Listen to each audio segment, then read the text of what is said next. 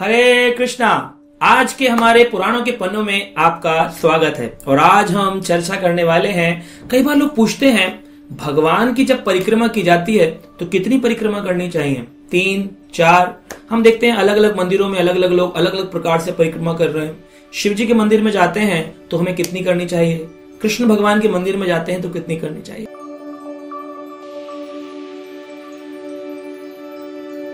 आइए आज शास्त्रों के अंदर ज्यादा गहराई में प्रवेश कर इन पुराणों में देखें। हरि भक्ति विलास नामक ग्रंथ में कहा गया, चतस्त्रः केशवे धातात शिवा तव अर्ध प्रदक्षिणाम। केशवे चतस्त्रः यानी कि भगवान कृष्ण की 4 परिक्रमाएं करनी चाहिए। 3 भी कर सकते हैं लेकिन 4 करने चाहिए। हर लोग बोलते हैं 3 परिक्रमाएं क्यों करते हैं, 4 ही क्यों करते हैं? तो ये परिक्रमाएं जो है व्यक्ति को जन्म मृत्यु जरा व्याधि, जन्म यानी कि संसार में दुखालय संसार में जन्म हो जाना, और मृत्यु यानी कि सबको डर लगता है मर जाने से। जन्म मृत्यु जरा बुढ़ापे का जो तकलीफ है झेलनी पड़ती है व्यक्ति को, और व्याधियां बीमारियां, इनसे मुक्ति होती है।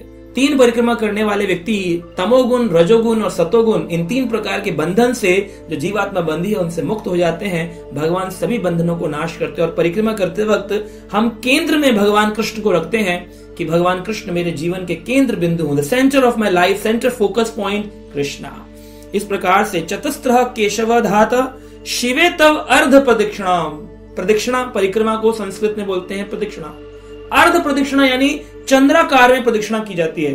अगर आप शिवलिंग में जाएं, क्योंकि शिव जी भगवान के बहुत बड़े भक्त हैं, वैष्णव नाम यथाम शंभु, वो वैष्णव है, तो वैष्णव मान करके या जितने भी भगवान कृष्ण के मंदिर हैं, धाम है, अगर आप वृंदावन जाएंगे तो वहां पर गोपेश्वर महादेव बन के बैठे। अगर आप मथुरा जन्मभूमि जाएंगे वहां पर भूतेश्वर महादेव बनकर बैठे हैं। आप भगवान के जगन्नाथपुरी धाम जाएंगे तो वहां पर लिंगराज बनकर के बैठे हैं। अब उनको अगर कोई प्रणाम करने जाए और प्रदक्षिणा करे तो कैसे करनी चाहिए? शिवे तव अर्ध प्रदक्षिणा, आधी चंद्राकार में। क्यों कहते हैं? शास्त्र में बताया गया, पद्म पुराण के अंदर ये श्लोक आता है, नालंघ्यते सोम सूत्र धीमा शंभु प्रदक्षिणे लंघ्यते यदि तद विप्र सा पूजा निष्फलत भवे।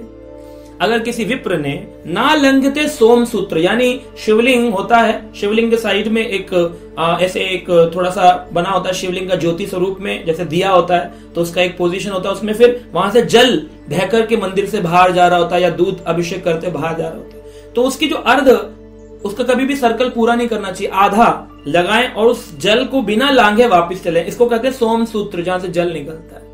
ना लंघते सोम सूत्र धीमा शंभु प्रदक्षिणे, शिव की प्रदक्षिणा में आधा अर्ध चंद्रमा प्रदक्षिणा होती है। लंघते यदि विप्र, अगर किसी ब्राह्मण ने इसको लांघ लिया तो क्या होगा?